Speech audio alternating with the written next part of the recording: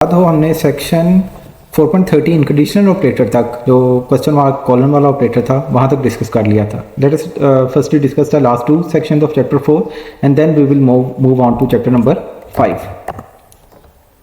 Switch statement second last section है chapter number 4 का. Switch statement इस्तेमाल की जाती है मल्टीवेज सिलेक्शन के लिए. मल्टीवेज सिलेक्शन क्या है इसकी एग्जांपल देखने के लिए लेट अस लुक एट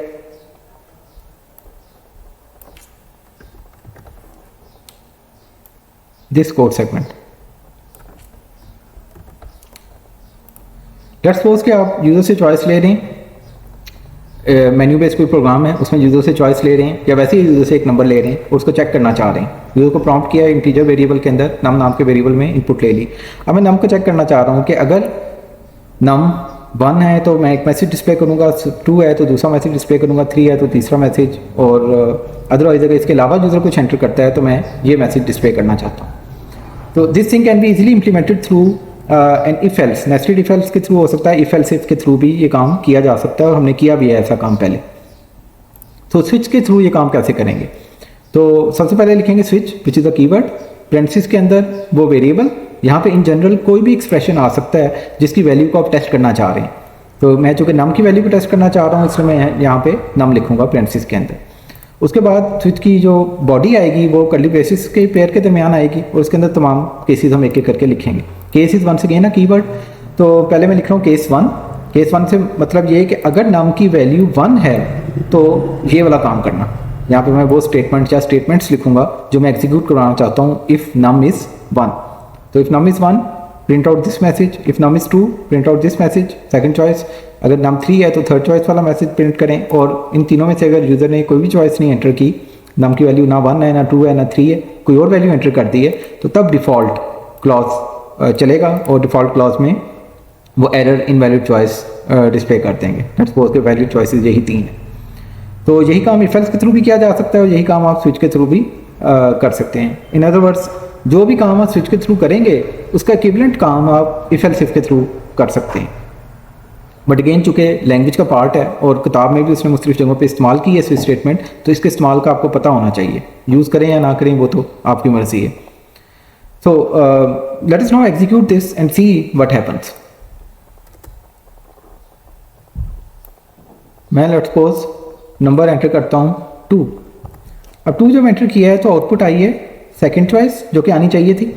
उसके बाद थर्ड चॉइस भी डिस्प्ले हुआ है. उसके बाद डिफ़ॉल्ट क्लॉज जो कि एरर प्रिंट करता है वो भी प्रिंट हुआ है. अब मैंने एक ही नंबर एंटर किया है और उसके कॉरस्पॉन्डिंग सेकंड चॉइस भी आउटपुट हो गया स्क्रीन पे, थर्ड चॉइस भी आउटपुट हो गया, इनवैलिड चॉइस भी आउटपुट हो गया. ये बिहेवियर कहलाता है fall through behaviour. Fall through behaviour off switch statement. Fall through का क्या मतलब है कि किसी भी केस की कंडीशन अगर ट्रू हो गई, यानी कि अगर यूजर ने 2 एंटर किया है जैसे कि मैंने एंटर किया था, तो ना सिर्फ वो वाला केस चलेगा बल्कि उसके बाद आने वाले तमाम केसेस चलते जाएंगे. अब ये तो ठीक बात नहीं है. हम तो चाह रहे थे कि सिर्फ केस अगर यूजर ने 2 एंटर किया है तो सिर्फ केस 2 वाली स्टेटमेंट चले.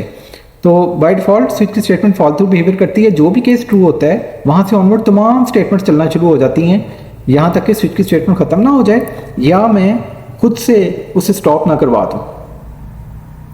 For example in this case अगर मैं लेट्स सपोज यूज़र 1 एंटर करता है तो इन दैट केस तमाम चॉइसेस ही एग्जीक्यूट हो रही हैं, तमाम केसेस ही एग्जीक्यूट हो रहे हैं. चूँकि फॉल थ्रू बिहेवियर हो रहा है तो ये एग्जीक्यूट होगा, फिर उसके बाद ये भी एग्जीक्यूट होगा, ये भी एग्जीक्यूट होगा, ये भी एग्जीक्यूट होगा, जैसे कि आप आउटपुट में देख सकते हैं. अगर यूज़र लेट्स सपोज 1 2 3 के अलावा कोई और इनवैलिड चॉइस एंटर करता है, 7 एंटर कर देता है, तो तब जाहिर है इनवैलिड चॉइस डिस्प्ले होगा.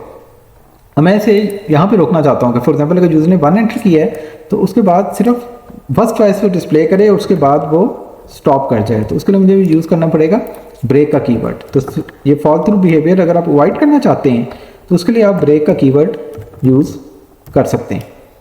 और लास्ट क्लॉज के बाद ब्रेक यूज़ करें या ना करें उसका कोई खास फर्क नहीं है, लेकिन कंसिस्टेंसी के लिए अक्सर इसके बाद भी ब्रेक लिख दिया जाता है. तो now it will show the desired behaviour जो कि हम इससे चाह रहे थे. इसको एग्जीक्यूट करते हैं. अब मैं चॉइस एंटर करता हूँ 2 तो अब सिर्फ सेकंड चॉइस ही डिस्प्ले होगा. सिमिलरली अगर मैं चॉइस एंटर करता हूँ 1 तो सिर्फ फर्स्ट चॉइस ही डिस्प्ले होगा. तो जो भी केस ट्रू होता है उसके मुताबिक वो एग्जीक्यूट करता है और उसके मुताबिक फ़ौरन बाद उसके ब्रेक कर जाता है। तो ब्रेक को इस्तेमाल करना पड़ेगा, अदरवाइज़ वो फॉल थ्रू बिहेवियर के साथ आपकी आने वाले तमाम केसेस की जो बॉडीज़ हैं वो भी एग्जीक्यूट होती जाएंगी, which is not desirable in most of the cases. But in some cases as we shall see shortly के फॉल थ्रू बिहेवियर का फ़ायदा भी आप उठा सकते हैं। अभी किताब में भी आगे जाके वो एक्सप्लेन करेगा और हम इसे भी देखेंगे।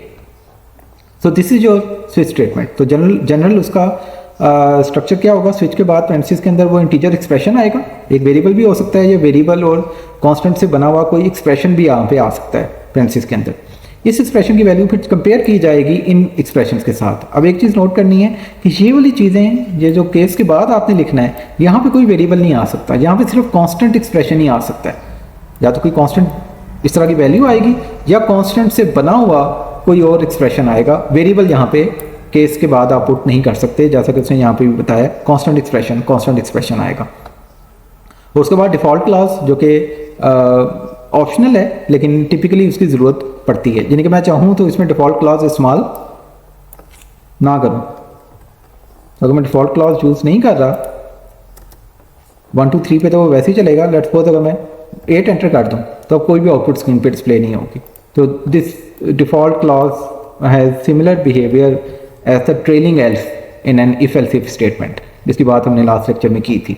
तो ट्रेलिंग एल्स जिस तरह एरर्स को कैच करने के लिए यूज़ होता है, इस तरह यहाँ पे डिफ़ॉल्ट क्लॉज है, ये भी एरर्स को कैच करने के लिए यूज़ किया जाता है। और इट डजेंट मैटर कि डिफ़ॉल्ट क्लॉज को आप स्विच की स्टेटमेंट में कहाँ पे लिखते हैं, कहीं पे भी लिख सकते हैं। मैं अगर चाहूँ तो शुरू में लिख सकता हूँ। तो इसका ये मतलब नहीं कि हर दफ़ा वो हर बार डिफ़ॉल्ट क्लॉज को चला देगा, नो। ये बाकी तमाम केसेस चेक करेगा, अगर बाकी तमाम केसेस में से कोई भी एग्जीक्यूट ना होता हुआ, किसी भी कंडीशन ट्रू ना हुई, तो तभी वो डिफ़ॉल्ट को एग्जीक्यूट करेगा। तो इट डजंट मैटर कि डिफ़ॉल्ट को आप शुरू में रखते हैं, दरमियान में कहीं रखते हैं या एंड में रखते हैं, behaviour will be the same. As you can see here कि अगर मैं अब कोई valid choice let's suppose enter करता हूँ तो वो सिर्फ थर्ड चॉइस ही डिस्प्ले करेगा, डिफ़ॉल्ट क्लास नहीं चलेगा। But typically it is recommended कि डिफ़ॉल्ट क्लास को एंड में ही लिखा जाए। तो इस तरह से आमतौर पे लिखा जाता है। So coming back to the book, यहाँ उसने एग्जांपल दी है, या हमने इंटीजर्स की बात की, इसने कैरेक्टर्स की बात की है कि यूज़र से चॉइस ले रहा है वेरिएबल में ए बी या सी। कैपिटल ए है तो यू एंटर्ड ए का मैसेज डिस्प्ले होता है, फिर उसने ब्रेक लगाया है फॉल थ्रू को अवॉइड करने के लिए। फिर बी के लिए बी वाला मैसेज डिस्प्ले करता है। सिमिलरली इसके लिए डिफ़ॉल्ट क्लॉज है कि जो आपने ए बी सी में से कुछ भी एंटर नहीं किया, इनवैलिड चॉइस एंटर की है। और इसके बाद जैसा कि मैंने भी कहा, ब्रेक लगाना ज़रूरी नहीं है, लगा भी दें तो हर्ज कोई नहीं। इसी को उसने एक्सप्लेन किया है, डिस्क्रिप्शन किताब से भी पढ़ लीजिएगा।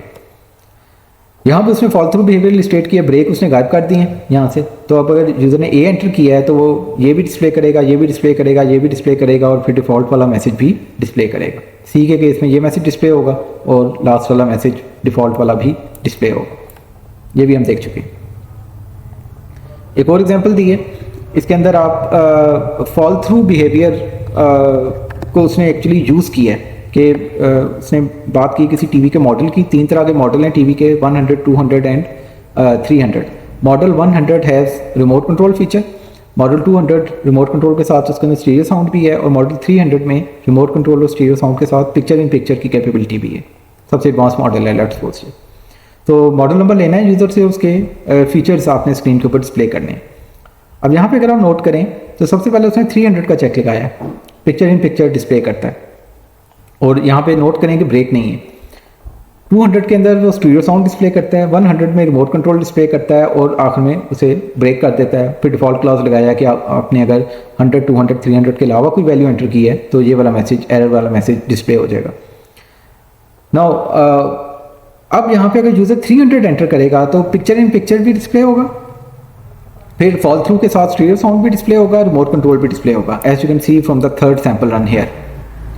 200 का एंटर होगा तो स्टीरियो साउंड डिस्प्ले होगा, रिमोट कंट्रोल डिस्प्ले होगा, और 100 एंटर होगा तो सिर्फ रिमोट कंट्रोल डिस्प्ले होगा, उसके बाद ब्रेक कर जाएगा। तो यहाँ पे बेसिकली इस एग्जाम्पल में वो फॉल थ्रू का फ़ायदा उठा रहा है। वरना अगर फॉल थ्रू नहीं यूज़ करेंगे तो तब क्या करना पड़ेगा, सबसे पहले आप केस 100 लगाएंगे, उसके अंदर सिर्फ एक मैसेज डिस्प्ले करेंगे, रिमोट कंट्रोल, ब्रेक कर देंगे। फिर केस 200 लगाएंगे, उसके अंदर रिमोट कंट्रोल के साथ स्टीरियो साउंड भी डिस्प्ले करेंगे, फिर ब्रेक कर देंगे। और 300 के अंदर ये तीनों मैसेज दोबारा से प्रिंट करेंगे और फिर ब्रेक करेंगे। तो इसको ज़्यादा कंसाइज इसने कर लिया है फॉल थ्रू को इस्तेमाल करते हुए। एक और इस्तेमाल फॉल थ्रू का आप करते हैं टिपिकली जब आप मेन्यू में ऑप्शंस ले रहे हैं और अब आपने करेक्टर इनपुट लेनी है और करेक्टर आप कैपिटल केस में भी एक्सेप्ट कर रहे हैं और स्मॉल केस में भी एक्सेप्ट कर रहे हैं। सो यूजर ने अगर ए एंटर किया है, चाहे स्मॉल केस में एंटर किया है चाहे कैपिटल केस में एंटर किया है, दोनों केसेस में आपने उसको ये वाला मैसेज डिस्प्ले करना है। बी एंटर किया है चाहे स्मॉल केस में चाहे कैपिटल केस में, ये वाला मैसेज डिस्प्ले करना है। तो बजाय इसके कि आप केस एक स्मॉल ए के बाद ये मैसेज प्रिंट करें फिर ब्रेक करें, आप फॉल थ्रू को इस्तेमाल करते हुए ये काम कर सकते हैं कि केस ए स्मॉल ए वाला सिंपल फॉल थ्रू कर जाएगा कैपिटल ए में और उसके बाद वो 30 सेंट पर पाउंड डिस्प्ले कर देगा, फिर ब्रेक कर जाएगा। सो अगर यूजर कैपिटल ए एंटर करता है तो डायरेक्टली ये मैसेज डिस्प्ले होगा, ब्रेक कर जाएगा, स्टेटमेंट से स्विच स्टेटमेंट से बाहर निकल आएगा। अगर यूजर स्मॉल ए एंटर करता है तो यहाँ पे कुछ नहीं है, फॉल थ्रू करेगा चूँकि ब्रेक नहीं है और ये वाला मैसेज डिस्प्ले करेगा और फिर ब्रेक कर जाएगा। सिमिलरली बी और स्मॉल कैपिटल बी के केस में भी ऐसा ही होगा, स्मॉल सी और कैपिटल सी के केस में भी ऐसा होगा। And again there is a default clause as well. So इस किस्म के केसेस में जहाँ मेन्यू में आपने यूजर से ऑप्शन लेनी है कि यूजर ए एंटर करे अगर ये करना चाहता है, बी एंटर करे अगर ये करना चाहता है एंड सो ऑन, तो वहाँ पे आप फॉल थ्रू बिहेवियर का इस तरह इंटेलिजेंट यूज कर सकते हैं। अगली एग्जांपल उसने मेन्यू बेस्ड सिस्टम की दी है। हेल्थ क्लब मेंबरशिप का कोई प्रोग्राम लिखा है छोटा सा, 3 तरह की मेंबरशिप है, उसके लिए प्रॉम्प्ट करता है और ये उसने ऊपर नेम्ड कांस्टेंट बना लिए हैं। तो ये हमने जैसे पहले बात की थी केस के बाद यहाँ पे सिर्फ कांस्टेंट आ सकता है, या तो वो कोई लिटरल वैल्यू होगी जैसे 1 2 3 या कोई नेम्ड कांस्टेंट जैसे इस तरह है, उसने डिफाइन किए हैं। एडल्ट चॉइस 1 है, चाइल्ड चॉइस 2 है, सीनियर चॉइस 3 है, क्विक चॉइस 4 है और ये कांस्टेंट्स हैं, वेरिएबल्स नहीं है। तो यहाँ पे वो नेम कांस्टेंट यूज़ कर रहा है। इससे इसका फ़ायदा क्या है, इससे प्रोग्राम आपका ज़्यादा रीडेबल हो जाएगा। बजाय इसके कि आपने केस 1 यहाँ पे लिखा हो तो केस एडल्ट चॉइस अगर लिखा हुआ है या चाइल्ड चॉइस अगर लिखा हुआ है तो it is more readable and easier to understand. So that's it for this statement. इसकी जितनी चेक पॉइंट एक्सरसाइजेज है ये कर लीजिएगा। अच्छा जी, यहाँ पे अब लास्ट सेक्शन में चैप्टर 4 के लास्ट सेक्शन में उसने ब्लॉक्स की और वेरिएबल स्कोप की बात की है। अब ये बात हम कर चुके हैं ऑलरेडी कोर्स में कि कोई भी वेरिएबल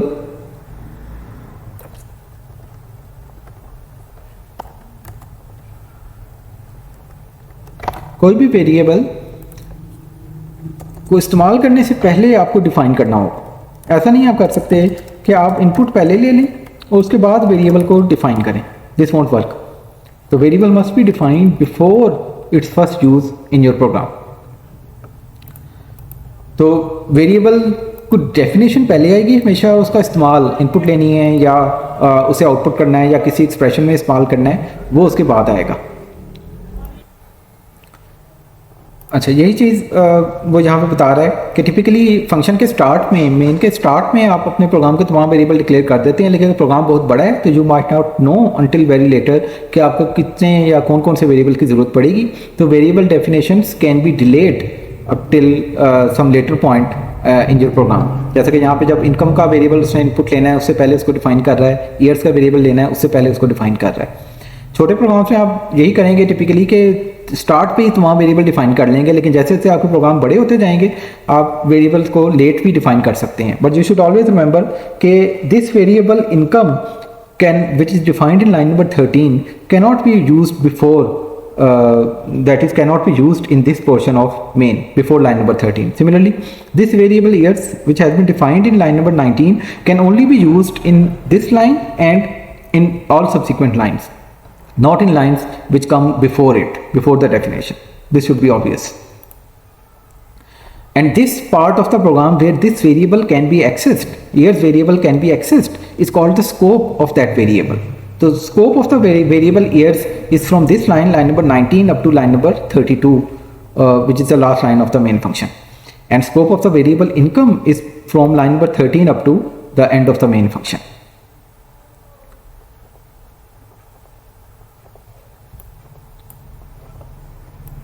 यहाँ पे उसने एक और कॉन्सेप्ट इलस्ट्रेट किया है कि यहाँ पे इनकम की इनपुट वो बाहर ले रहा है और फिर इफ़ लगा के इफ़ की कंडीशन के अंदर लगा के इनकम किसी खास हद से ज़्यादा है तभी वो ईयर्स की इनपुट लेता है और उसके मुताबिक फिर कुछ डिसीजन लेता है।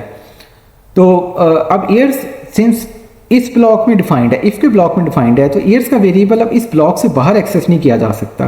यानी कि दूसरे लफ्ज़ों में अगर बात की जाए कि ईयर्स के वेरिएबल का स्कोप क्या है, तो ईयर्स का वेरिएबल जो यहाँ पे लाइन नंबर 21 में डिफाइन हुआ है, it has scope up to line number 32 which is the ending brace of this if statement, जिस ब्लॉक के अंदर ये वेरिएबल डिफाइन किया गया। अगर आप चाहेंगे कि एल्स वाले पार्ट के अंदर आके यहाँ पे ईयर्स के वेरिएबल को यूज़ करना चाहें तो वो नहीं यूज़ करने देगा। इसको आप खुद से ट्राई भी कर सकते हैं, बट सिंस उसको ज़रूरत यहाँ पे थी सिर्फ वेरिएबल की, एल्स वाले पार्ट में ईयर्स वेरिएबल की ज़रूरत नहीं थी, इसलिए उसने यहाँ डिफाइन किया। लेकिन अगर आपको कोई वेरिएबल यहाँ पे भी चाहिए और यहाँ पे भी चाहिए, तो then you must declare it before that if else block. तो इफ ब्लॉक में डिक्लेयर किए गए वेरिएबल सिर्फ इस इफ ब्लॉक में ही एक्सेसिबल होंगे, और एल्स ब्लॉक में अगर कोई वेरिएबल डिक्लेयर किए जाते हैं तो उनका स्कोप भी सिर्फ उस एल्स ब्लॉक तक महदूद होगा।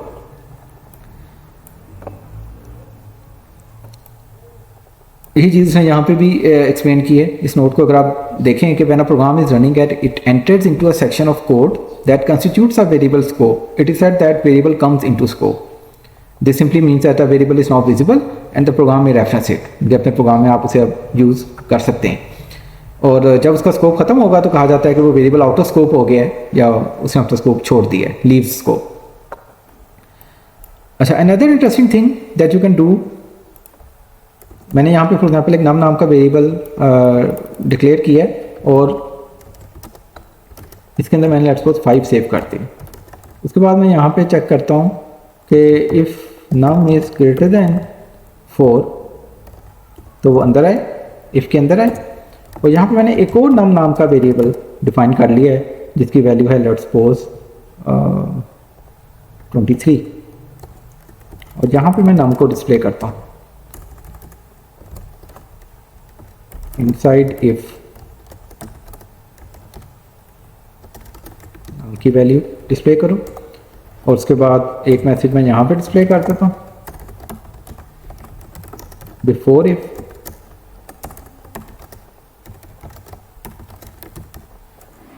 और एक मैसेज इसके बाद डिस्प्ले कर देते हैं आफ्टर इफ नाम की क्या वैल्यू। ना सीधा आउटपुट बिफोर इफ जब ये वाली स्टेटमेंट एग्जीक्यूट होती है, ये वाली स्टेटमेंट एग्जीक्यूट होती है तो आउटपुट आ रही है 5 जैसा कि आनी चाहिए, क्योंकि नम में अभी मैंने 5 सेव करवाया। उसके बाद मैं ये कंडीशन चेक करता हूँ, num is greater than 4, so since 5 is greater than 4 condition true होगी, अंदर आएगा। और अंदर मैंने एक और नाम का वेरिएबल बना लिया। अब सेम स्कोप में 2 वेरिएबल सेम नाम के नहीं हो सकते, लेकिन अब इनर ब्लॉक जब मैंने बना लिया है, इनसाइड ब्लॉक बना लिया है, इफ का ब्लॉक जो जैसे मैं कह रहा हूँ, तो इसके अंदर मैं नाम का भी वेरिएबल बना सकता हूँ जैसा कि मैंने बनाया है और कोड एग्जीक्यूट भी हुआ है। तो इस नाम में मैंने 23 सेव किया है, तो इनसाइड इफ जब नाम की वैल्यू डिस्प्ले हो रही है तो यहाँ पे 23 नजर आ रहा है। और जब ब्लॉक ये वाला ब्लॉक खत्म होगा तो नाउ दिस नाम इज नो लॉन्गर एक्सेसिबल, और यहाँ पे जब मैं आऊँगा तो वो दोबारा से बाहर वाला नाम एक्सेस होना शुरू हो जाएगा और उसकी वैल्यू 5 डिस्प्ले होना शुरू हो जाएगी। अब जब तक मैंने यहाँ पे अंदर नाम का वेरिएबल 23 बनाया है, यहाँ पे बैठ के अब मैं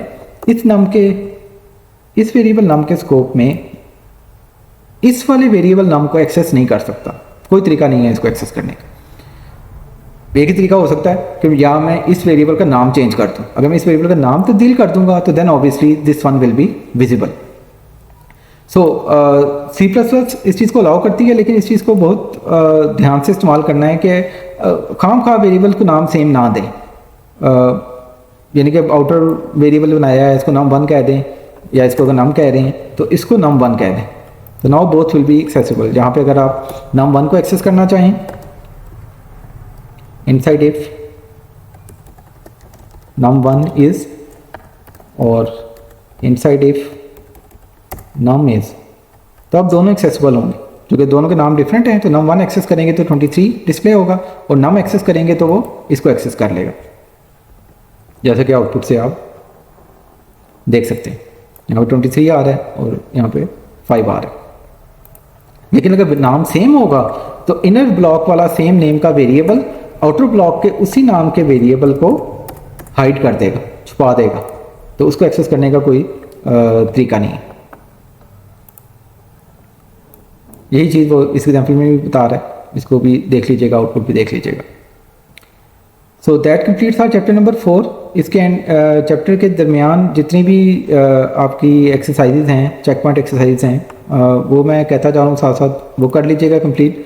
और ये एंड में जो रिव्यू क्वेश्चन हैं, शॉर्ट आंसर वाले क्वेश्चन हैं, फिल इन द ब्लैंक्स हैं, एल्गोरिथम वाले कुछ सवाल आते हैं, छोटे छोटे कोड सेगमेंट लिखने हैं इसके अंदर, ट्रू फॉल्स वाले सवाल हैं, एरर फाइंडिंग के सवाल हैं, और फिर प्रोग्रामिंग चैलेंजेस हैं। इनमें से अक्सर आप कर चुके हैं, जो गेन लैब वगैरह में मैंने नहीं दिए वो अपने तौर पे अटैम्प्ट कर लीजिएगा। तो this completes your chapter number 4।